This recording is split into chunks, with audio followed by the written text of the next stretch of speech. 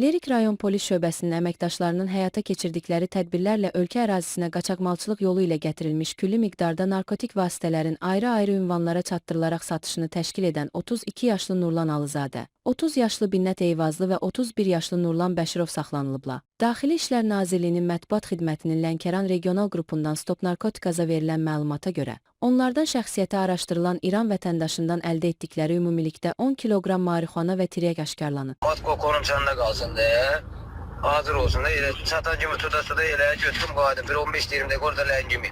10 kilo otdu, 10 kilo ot. Yarım kilo da teryeşdi, yarım kilo. Götürdüğün onu.